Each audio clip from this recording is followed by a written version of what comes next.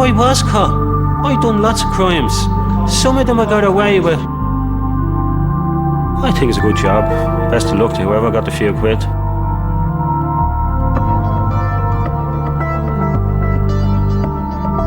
If someone does a robbery and no one's killed or no one's shot, it sounds like, well, they're an ordinary decent criminal. There's no such thing.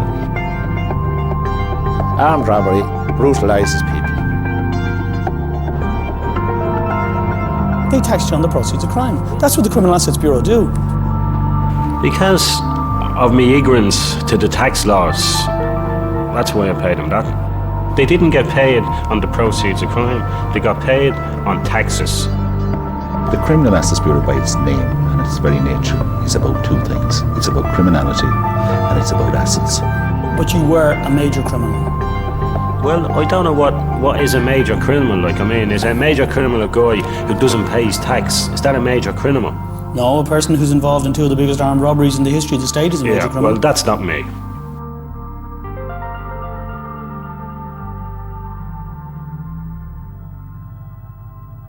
This is the story of a modern-day criminal godfather, Gerard Hutch.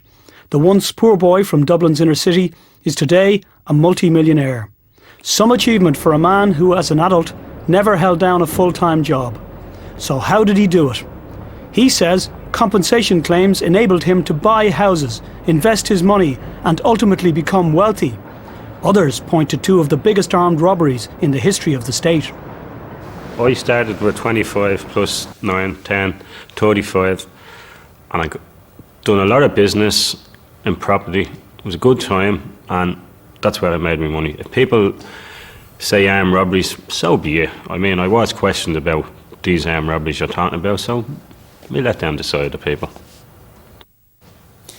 But the figures don't add up. Sometimes figures don't add up. At 5:30 p.m. on the 26th of January 1987, three armed and masked men held up and stole over £1.3 million from a Securicor cash in transit van outside the Bank of Ireland at Marino Mart in Fairview in Dublin. Gerard Hutch says he wasn't involved, and yet £75,000 from that robbery ended up in his Northern Ireland bank account. The Gardaí recovered another £129,000 from two men, Francis Sheridan and Loman Hickey, who they believed were acting for Hutch. Sheridan and Hickey admitted laundering the money and were subsequently convicted and jailed. No, not the money they had. It wasn't my money. Well, they said it was the money from the Marino Mart robbery. Well, then it was for the Marino Mart. It wasn't mine. And they said they were holding it for you. They were laundering it for you. Yeah, well, that's not true. They weren't.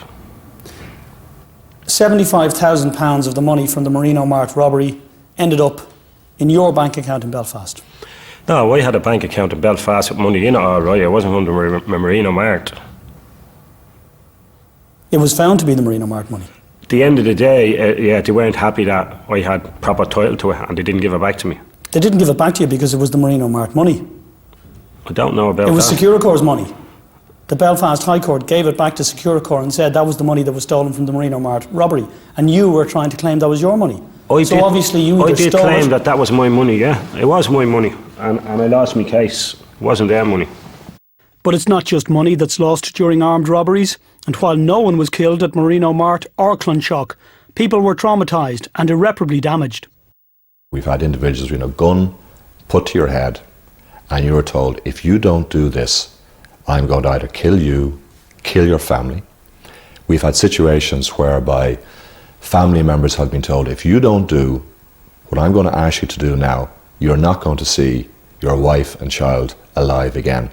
Now that's not normal in any society. That's not victimless. And I saw the result of this type of crime at first hand in Templemore, the Scott Medal ceremony in 1982, when we had three Garda widows presented with Scott medals. Their husbands had been mown down in the previous 18 months in the course of armed robberies and one person carrying explosives. 8 years after the Marino Mart robbery, a gang of armed and masked men broke into the Brinks Allied Security cash holding depot at Clonshock in North Dublin. This time, the loss was more than double that of Securicor's. £2.8 million in cash was driven away across the backfields and never recovered. Once again, The prime suspect was Gerard Hutch. I know all about it. I've been arrested, questioned about it, I've been written about. That happened in 95. I thought it was 96. It was 95. 13 years ago. £2.8 million. Yeah. The biggest robbery in the history of the state at the time. Yeah. You say you know all about it. Tell us about it. I've read all about it in the newspapers. That's what I know about it. And any time it's written about, my photograph is thrown in. I was brought down to the station, arrested. Well, what was that like? Well, they interrogated me about the robbery, and I think they were satisfied it wasn't me, and they released me. I don't think they were satisfied it wasn't you. They released me at the end of the day. Well, they had to, because they had no evidence on you, because it was such a well-planned job. No, if you've no evidence on something, it's obviously you didn't do it. No, it's not obvious you didn't do it. You know, if everyone knows you've done it, like, everyone knows you've done it, there has to be stuff to back it up. Well, the main suspect was arrested following an exhaustive Garda inquiry and nothing of evidential value. When you go in and you have to, the very first thing that you have to tell a person who's been interviewed is you're not obliged to say anything unless you wish to do so, but anything you do say will be taken down and given in evidence. You're actually telling that person to stay quiet. And that's the reality of it. And is that what happened? That's basically what happened. He would talk the hind legs off you about anything else that you wanted to talk about, but ask him anything in relation to the robbery, he knew nothing, and on the advice of a solicitor, he had nothing to say. In fairness, the Gardaí believe you did it. Yeah. There's enough intelligence to link you to that robbery. There's enough intelligence to link you to the Marino Mart robbery. The community believe you did it, and every criminal in Dublin believes you did it. Yeah. Okay. And why would they all believe that? Not the guards, every criminal and every people in the city, because they read it in the paper. I'm beginning to believe I've done it myself from reading it in the paper. When you read these things every week after week, there must be no smoke without fire. It looks that way, it sounds that way. If it barks, it's a dog. I didn't do the robbery, you know. But why do you say that when you know you did and everybody else knows you did it? No. I mean, the money that you made, the figures just don't add up. I mean, we've just gone into the Marino Mart one. Yeah. I mean, you know, the compensation claim, it doesn't really wash. It doesn't wash with you, it washes with me. Well, the evidence is there in the money and the figures that don't add up. Because one minute, you're a guy who has no money, who's grown up in poverty. Yeah. You get a compensation claim. Yeah. And now you're a multimillionaire. Very suddenly you're a multimillionaire. And coincidentally, around the same time, two of the biggest armed robberies in the history of the state are carried out. Yeah. And you're linked to both of them. Yeah. That's it. Do you really expect people to believe that? I don't care what they believe, to be honest. But what can I say? If everyone believes I done them, hands up. I didn't do them. That's all I can say. It's very difficult for the police to call in known criminals and try and get information when they can just sit there and look at a fixed spot on the wall. Second element is you've got bail laws that, from our perspective as an industry, as soon as we see who's out on bail, we know we're going to get attacked. Because these people are going to commit robberies because they're going to go away for a long stretch, so they might as well get done for two than as for one crime. The third element is that the judicial system, and we've seen it from tribunals, etc., it's just so long, so convoluted, it can take years from the time someone's picked up for the time that they're prosecuted. Gerard Hutch says he is now a respectable, legitimate businessman. He drives a Hummer around town. A perfect gentleman, he carries, amongst others, debutantes to the ball. The company is registered as Carry Anybody, or CAB, his own little joke on the Criminal Assets Bureau, which sent him a bill for over £2 million. Hutch negotiated a settlement and paid £1.2 million, £500,000 of that in cash. He also availed of the tax amnesty. Because of my ignorance to the tax laws, that's why I paid him that. I built up a portfolio of property and I had bank accounts, and this is it. I didn't pay me tax. They taxed you on the proceeds of crime. That's what the Criminal Assets Bureau do. The Criminal Assets Bureau tax people. I mean, well, when you say the proceeds of crime, it's tax. Not paying your tax is a crime. And that is, if you mean that way. No, that's a different crime. But it's a crime. So they probably taxed me on that type of a crime. But they didn't take money off me from security van robberies and say, we want their tax out of that. There are people out there who would have you believe that a certificate of tax clearance meant that people were innocent of criminality. A certificate of tax clearance is just that. It is not a certificate of innocence. We tax the proceeds of crime. Criminal Justice Bureau, by its name and its very nature, is about two things. It's about criminality and it's about assets. And it's about linking those assets derived from criminality back to criminality before we can bring a case before the courts. I had a problem with the amount you were looking for because I couldn't afford that amount. Well, we came to an arrangement and we settled. You still have your money and lots of I it. still have a few quid, of course. That was the deal. Can't leave in your new it. You have to meet people halfway. The tax settlement has not, however, given Gerard Hutch the respectability he wants and says he's now entitled to.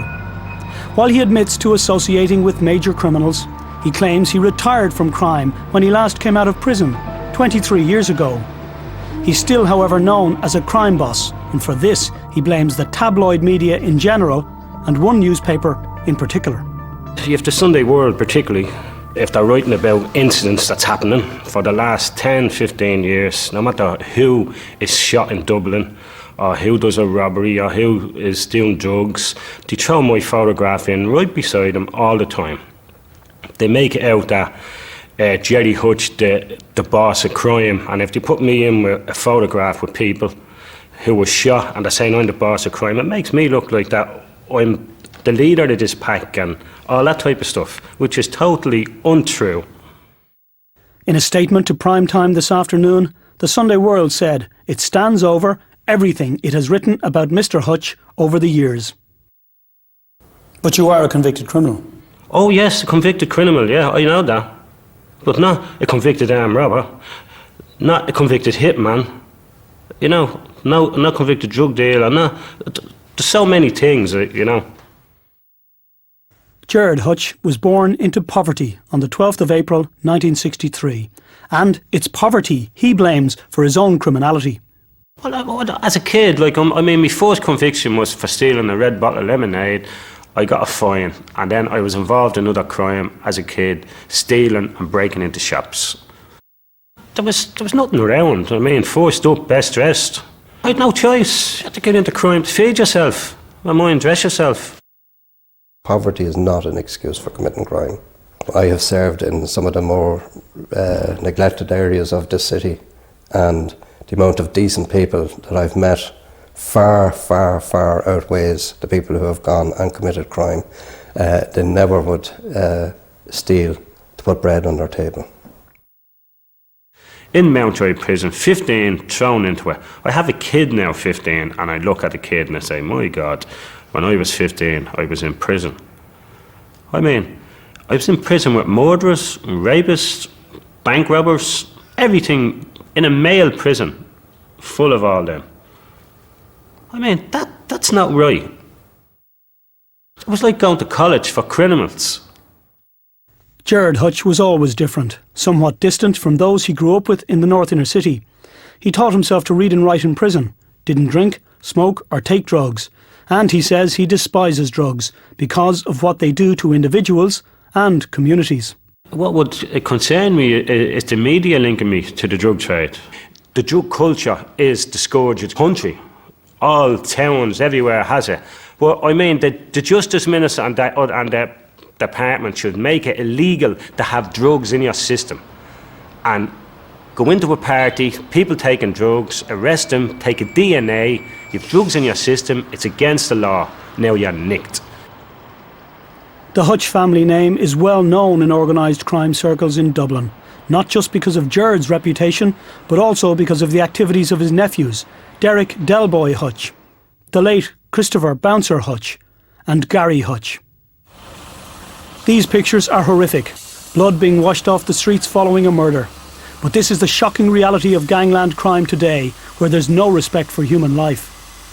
Gary Hutch was driving this Jeep when Patrick Doyle was attacked in it and shot dead in Spain last month. I feel if they're involved in serious crime, they're very foolish to be involved in serious crime, but they're my nephews, there's probably 50 guys out there are 50 family members with the same name as Hutch, and if one of them gets into trouble, whether he's a relative or a friend, it lands on my door with the media. I'm thrown in, my photograph is thrown in. But they are serious players. They are serious players. Well, I have kids myself. I have a wife and I have 5 kids, and my kids are not involved in crime. But Gary Hutch was also accused of shooting Paul Dicey Riley in December 2006. Riley first made a statement to Gardaí in hospital, but subsequently not only retracted it, he also went to court and said he had gotten all mixed up and didn't know what he had been saying. Gary Hutch was acquitted of the charges.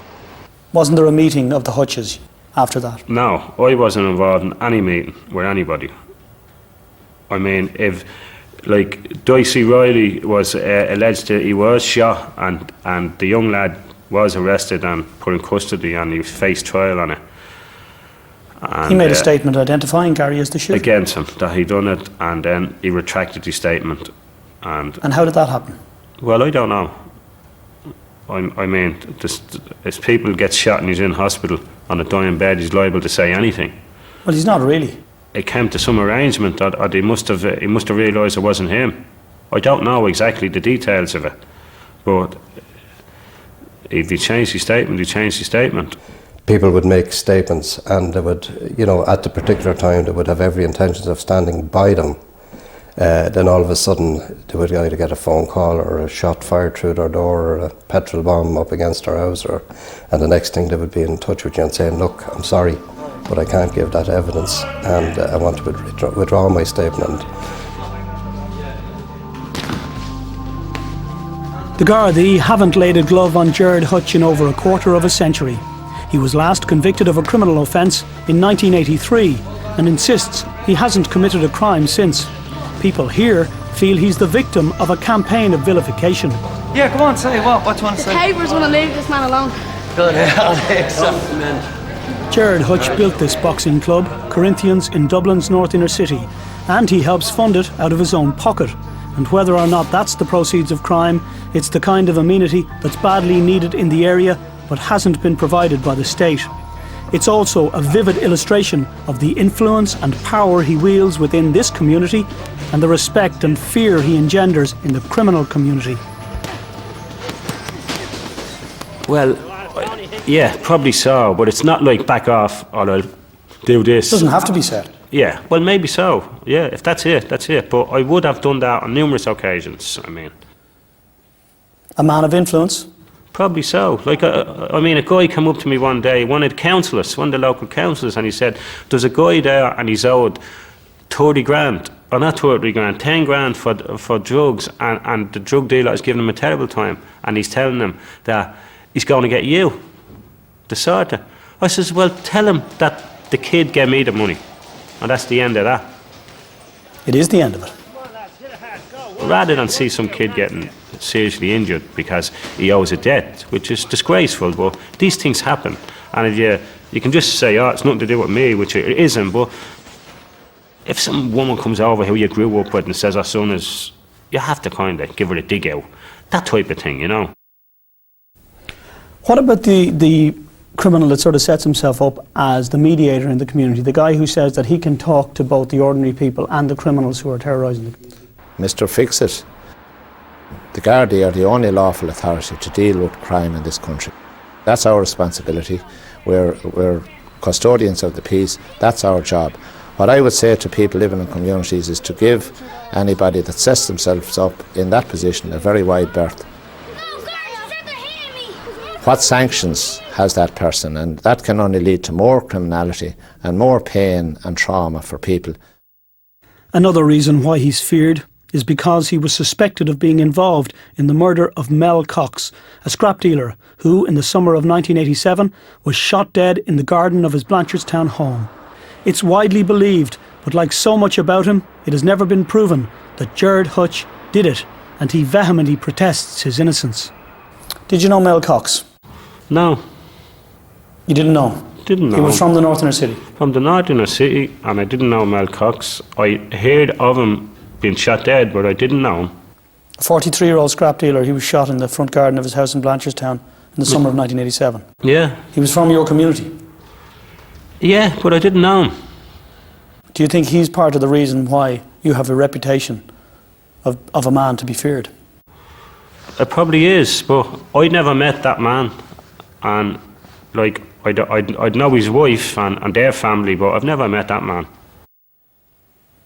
Did you have a row with him in a pub? No. Because that's the word down there. Yeah, but that's all nonsense, because I've never had a row with the man. And that's the reason why he ended up dead. Well, it's totally And people in the without community- foundation. Sorry? It's not true. Gerard Hutch is unique in that he can move with apparent ease among criminals and law-abiding citizens. He says he sleeps well at night and is not worried about getting shot in his bed, not like Martin Foley or the few of his other surviving contemporary criminals. Gerard Hutch has not been convicted of any of the armed robberies he's been blamed for. In fact, he has no conviction for armed robbery and hasn't been convicted of any crime in the last 25 years. Gerard Hutch says his crime is tax evasion, and whether that's true or not, he's now living very well off the proceeds of crime. He may be retired, but few believe he's fully reformed. My house was broken into twice. I'm talking about victims of crime. Like, I've been a victim of crime. And what did you lose? And I called the ambulance for them.